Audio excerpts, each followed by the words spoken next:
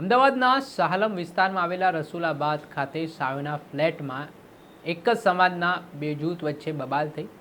આ બબાલના સંદર્ભમાં Isanpur police station ખાતે આ મામલે ફરિયાદીઓએ ફરિયાદ નોંધાવી છે। આજે સમગ્ર ઘટના બની છે તેમાં કેટલાક સીસીટીવી ફૂટેજ પણ સામે આવ્યા છે, જેમાં 4 થી 5 જેટલા શખ્સો એક જે આ કેસના ફરિયાદી છે તેમના પર હથિયારો સાથે તૂટી પડે છે। શું મામલો છે વિગતે વાત કરીએ।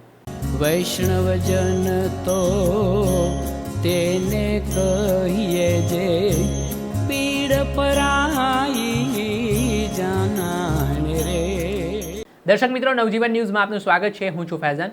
અમદાવાદના શાહલમ ખાતે આવેલા રસુલાબાદ વિસ્તારમાં ગઈકાલે મોડી રાત્રે 12 વાગ્યાની આસપાસ એક જ સમાજના બે જૂથ વચ્ચે બબાલ થઈ હતી, જેમાં એક આરોપી પક્ષના 4 થી 5 જેટલા શખ્સો હાથમાં હથિયારો સાથે જે ફરિયાદી છે આ કેસના તેમના ઘરે ધસી આવ્યા હતા અને તેમને ઘર બહાર ઢોરમાર મારવામાં આવ્યો, માથા ભાગે તીક્ષ્ણ હથિયાર વડે હુમલો કરવામાં આવ્યો।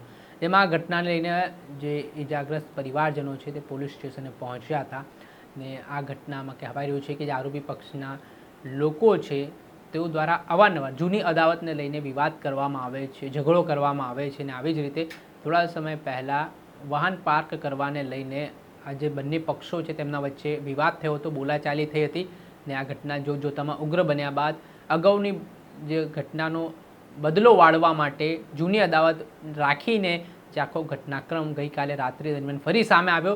તે મામલે હાલ જે ઇજાગ્રસ્ત યુવકના પરિવારજનો છે શું કહી રહ્યા છે તેઓ તેમને સાંભળો। મારું નામ જાફરભાઈ નૂરુભાઈ ગોગારી છે। કદાચ મારા ઘર પર આજે હુમલો થયો છે। હુસૈન ખાન HS હોટલવાળા બાબા ખાન, એમનો જમાઈ, એનો ભત્રીજો, હુસૈનનો ભત્રીજો ફેસલ, 4-5 ગુંડા બીજા મારા ઘરે લૂંટ થઈ છે। મારા ઘરે મારા ભાઈને, નાના ભાઈને તલવારો વડે ઘા માર્યા છે અને મારા ભાઈને લોહી લવાણ છે, એ દાખલ છે, હોસ્પિટલમાં થવા જવાનું છે। અને સાહેબ, દાયમલા પોલીસ સ્ટેશનમાં અમે અમારી અરજી લઈને આવ્યા છીએ। ઈસનપુર અમારા ઘરે આવીને કોઈ બાબત નથી ને અમારા ઘરે હુમલો આવ્યો છે।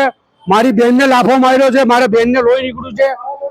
મારા ઘરમાં આવીને ઘૂસડીને નાના બચ્ચા પર ખરાબ નજર રાખી છે ને બધા ગળફોડ કર્યું છે ને મારા અગાઉ ઝઘડો થયેલો એ હુસેનપુર અમે ફરિયાદ આવી હતી। મારા પર 6 ટાંકા। એ પેશાબ કરતો હતો, દારૂ પીતો હતો, બંધ ગાડી લઈને ઉભો રહેતો હતો, ચાલુ ગાડી રાખીને 2 કલાક। હુસૈન ખાન, કમર ખાન પઠાણ અને એનો ભત્રીજો ફેસલ ખાન, બરાબર, HS વાળાનો હોટલ વાળાનો જમાઈ HS વાળો જ કરાવે છે। હા, એને લઈને જ કરે છે બધો ઝઘડો અને અમને કહે છે કે તમે મકાન ખાલી કરીને વયા જાઓ, નિકટ તમારે મકાન ખાલી કરીને વયા જાઓ, નિકટ તમારે અમદાવાદમાં જીવ ભારી પડી જશે। તમે ગામે અમને ન્યાય નથી મળતો। હા, અમારે ન્યાય જોઈએ છે સાહેબ, આજે ન્યાય જોઈએ। અમે તો સદી સાહેબ ને કહીએ છીએ કે અમને આજે ન્યાય જોઈએ છે। કમિશનર સાહેબ ને જોઈએ છે।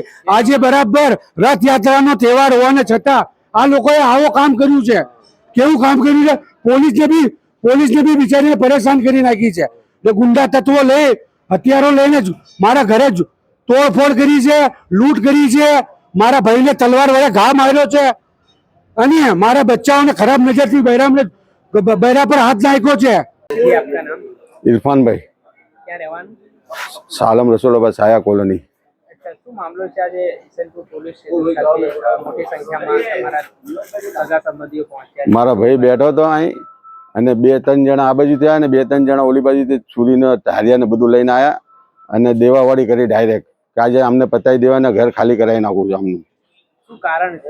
કેમ આ વિવાદ? આ પહેલા મગજમારી થઈ હતી, એનો ખાર અમના પર રાખ્યો અત્યારે। શું મગજમારી હતી? પેલા એ દારૂ પીને ગાડી ચલાવતો, લાઇટો ચાલુ રાખતો હતો, પેશાબ પાણી ઉભા કરતો હતો, બૈરાઓને છેડખાની કરતો હતો। એટલે તમે પોલીસ સ્ટેશનમાં તમે રજૂઆત કરી હતી આ બાબતે? કરી હતી, પણ અમારો કેસ લીધો નથી। શું કહેવામાં આવ્યું ત્યારે? એ મેં કઈ જવાબ જ નથી દીધો અમને। હવે આ હુમલાની ઘટના બાદ શું માંગ છે આપની? બસ અમને ન્યાય મળ્યું છે અમને। અમારે આ મહેલામાં બધાને શાંતિ જોઈએ।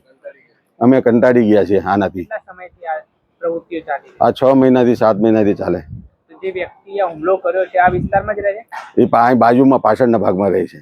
બરાબર. ને અહીંયા આવીને હુમલો કર્યો. હા જે આપણે સાંભળ્યા હતા સાયોના ફ્લેટમાં રહેતા ઇજાગ્રસ્ત જે યુવાન છે તેના પરિવારજનો તેઓ કહી રહ્યા છે કે અવારનવાર આરોપી પક્ષના લોકો છે તેઓ દ્વારા આવી રીતે હેરાનગતિ કરવામાં આવે છે, તેમના પર હુમલાઓ કરવામાં આવે છે, જે મામલે તેમણે ઇસનપુર પોલીસ સ્ટેશનમાં આ મામલે ફરિયાદ આપીને કડક કાર્યવાહીની માંગ કરી છે.